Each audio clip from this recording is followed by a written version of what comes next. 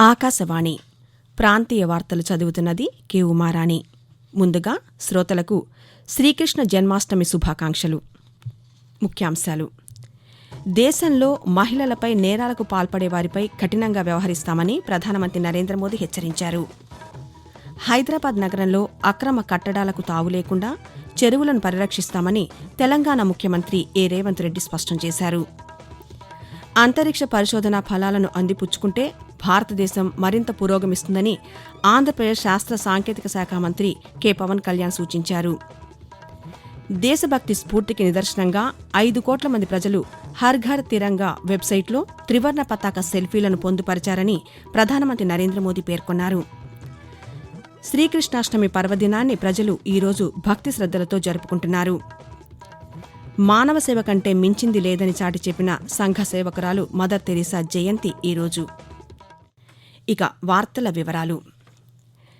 దేశంలో మహిళలపై నేరాలకు పాల్పడే వారిపై కఠినంగా వ్యవహరిస్తామని ప్రధానమంత్రి నరేంద్ర మోదీ హెచ్చరించారు. ఇందుకోసం పటిష్టమైన చట్టాలను రూపొందిస్తున్నామని తెలిపారు. మహారాష్ట్రలోని జల్గావ్ పట్టణంలో నిన్న జరిగిన లఖ్పత్ దీదీ కార్యక్రమంలో ఆయన మాట్లాడుతూ మహిళలపై నేరాలకు పాల్పడే వారిని ఎట్టి పరిస్థితుల్లోనూ విడిచిపెట్టే ప్రసక్తే లేదని స్పష్టం చేశారు. మహిళలపై నేరాల నియంత్రణలో రాష్ట్రాలకు అండగా ఉంటామని హామీ ఇచ్చారు. భారతదేశ భవిష్యత్తును తీర్చిదిద్దడంలో దేశ మహిళా శక్తి అన్ని వేళలా దోహదం చేస్తుందని కొనియాడారు. మహిళలకు సాధికారత కల్పించడానికి, వారికి భద్రత సమకూర్చడానికి కేంద్ర ప్రభుత్వం అత్యంత ప్రాధాన్యత ఇస్తోందని చెప్పారు. మహిళల జీవితాలను, వారి గౌరవాన్ని కాపాడటం మన అతిపెద్ద బాధ్యత అని నరేంద్ర మోదీ పేర్కొంటూ, हर राजनीतिक दल से कहूंगा, हर राज्य सरकार से कहूंगा कि महिलाओं के खिलाफ अपराध अक्षम्य पाप है. दोषी कोई भी हो वो बचना नहीं चाहिए. उसको किसी भी रूप में मदद करने वाले बचने नहीं चाहिए. अस्पताल हो, स्कूल हो, दफ्तर हो या फिर पुलिस व्यवस्था, जिस भी स्तर पर लापरवाही होती है सबका हिसाब होना चाहिए. తమ జీవితాలు అభివృద్ధి కావడానికి ప్రధానమంత్రి నరేంద్ర మోదీ చేపడుతున్న లఖ్పత్ దీదీ కార్యక్రమం ఎంతగానో దోహదం చేస్తోందని గుంటూరు జిల్లాకు చెందిన 2 మహిళలు పేర్కొంటూ, నా పేరు మంచాల అశ్విని అండి. చేబ్రోల్ మండలం నుంచి వచ్చాను. గవర్నమెంట్ వాళ్ళు ఇచ్చే పథకాలు ఆడవాళ్ళకి చాలా అభివృద్ధి పరంగా ఉన్నాయండి. మన ప్రధానమంత్రి గారు ఆడవాళ్ల పట్ల అభివృద్ధి పథకాలని కల్పిస్తున్నారు. ప్రధానమంత్రి గారు ఇటువంటి ప్రోగ్రాలు మా ఆడవాళ్ళందరి కోసం పెట్టడం చాలా సంతోషంగా ఉంది. నా పేరు శారమ్మ. నేను నిడముక్కల గ్రామ సంఘం నుంచి వచ్చాను. మేము చేసే ప్రతి పనిలో మాకు ఈ ఎస్హెచ్జి గ్రూపులు, ఎస్హెచ్జి మహిళలు అందరి కోసం అక్కడ పనులు చేసుకోవటానికి చాలా మాకు అభివృద్ధిగా చెందినవి. లాము అనే గ్రామం నుంచి ఒక సభ్యురాలు ప్రైమ్ మినిస్టర్ గారితో మాట్లాడటానికి వెళ్ళటం జరిగింది. చిన్న పల్లెటూరులో ఉండేవాళ్ళు పనులు చేసుకుంటూ ఇళ్లలో నుంచి బయటికి రాని వాళ్ళు ఇవాళ రాష్ట్రం దాటి వెళ్ళి మరి మోడీ గారితో మాట్లాడటం అనేది మాకు చాలా సంతోషంగా ఉంది. మాకు ఇలాంటి అవకాశాలు ఇచ్చినందుకు మోడీ గారికి ధన్యవాదాలు తెలియపరుచుకుంటున్నాను. ఈ సందర్భంగా మహిళలకు ఆర్థిక సహాయం అందజేసేందుకు ఉద్దేశించిన లఖ్పత్ దీదీ కార్యక్రమం కింద 11 లక్షల మంది లఖ్పత్ దీదీలకు సర్టిఫికెట్లు అందజేసి వారితో దృశ్య మాధ్యమం ద్వారా సంభాషించి వారు చేపడుతున్న వ్యాపారాలు, స్థితిగతుల గురించి అడిగి తెలుసుకున్నారు. ప్రధానమంత్రి నరేంద్ర మోదీ నిర్వహించిన లఖ్పత్ దీదీ కార్యక్రమం నిన్న ఆంధ్రప్రదేశ్, తెలంగాణ రాష్ట్రాల్లోని అన్ని ప్రధాన పట్టణాలలో జరిగింది. ఈ కార్యక్రమంలో ఆయా జిల్లాల కలెక్టర్లు, రెవెన్యూ ఉన్నతాధికారులు పాల్గొని మహిళలకు ఆర్థిక సహాయానికి సంబంధించిన చెక్కులను అందజేశారు. మహిళలు ఆర్థికంగా అభివృద్ధి సాధించడానికే కేంద్ర ప్రభుత్వం ఈ కార్యక్రమాన్ని అమలు చేస్తోందని, మహిళలు ఈ కార్యక్రమాన్ని సద్వినియోగం చేసుకోవాలని అధికారులు కోరారు. హైదరాబాద్ నగరంలో అక్రమ కట్టడాలకు తావు లేకుండా చెరువులను పరిరక్షించడమే రాష్ట్ర ప్రభుత్వ లక్ష్యమని ముఖ్యమంత్రి ఏ రేవంత్ రెడ్డి స్పష్టం చేశారు.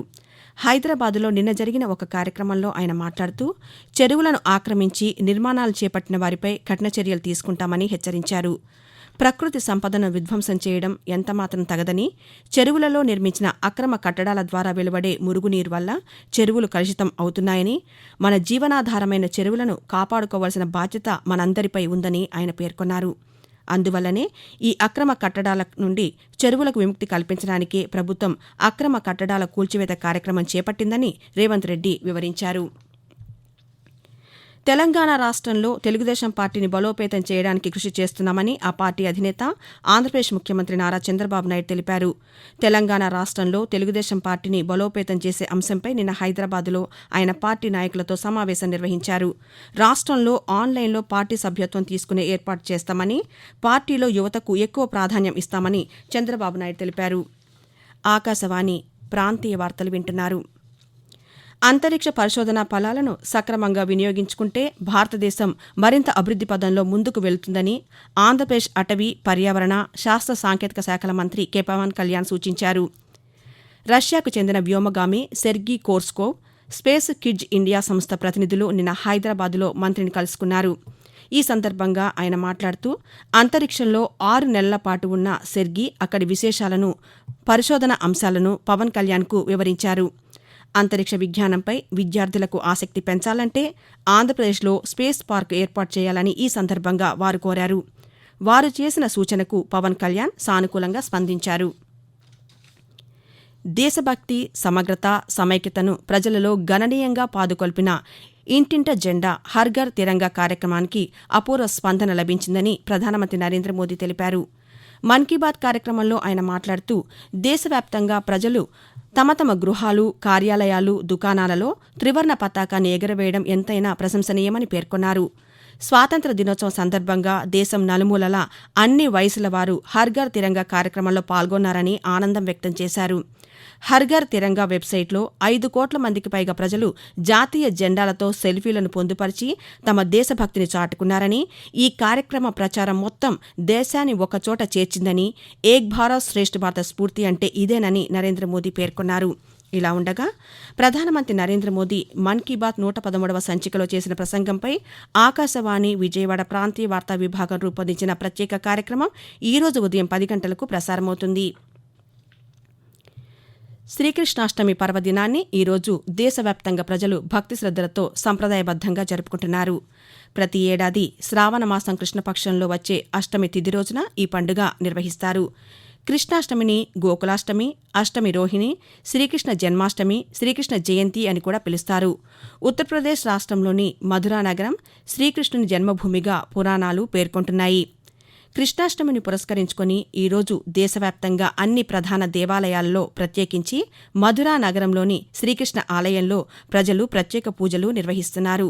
అంతేకాకుండా వీధులలో ఉట్లు కట్టి లాగడం ఈ పండుగలోని మరో ప్రత్యేక అంశం.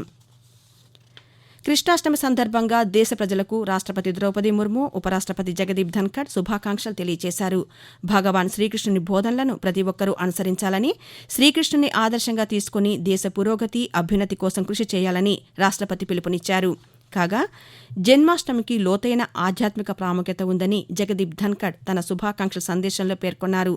ధర్మ మార్గాన్ని అనుసరించి అందరి సంక్షేమం కోసం కృషి చేస్తామని, ఈ రోజున దేశ ప్రజలు ప్రతిన పూనాలని ఆయన కోరారు.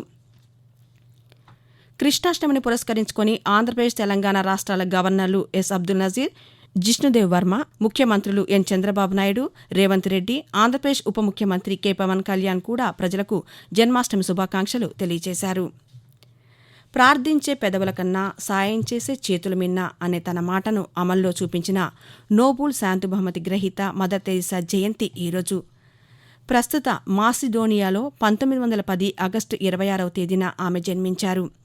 ఎక్కడో పుట్టి సేవ చేయాలనే సంకల్పంతో భారత్కు వచ్చిన ఆమె కలకత్తాలో కుష్టి వ్యాధిగ్రస్తులకు సేవ చేశారు.